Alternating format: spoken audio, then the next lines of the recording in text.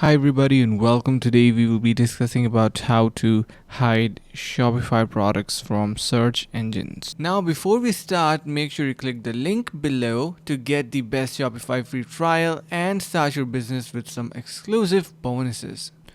So if you want to hide your products, what you can do is you simply need to head over to your products section. Either you can remove it from here, or if you want to simply, you can see if you head over to a product and scroll all the way to the bottom, you can see this is how it is going to be looking onto search engine.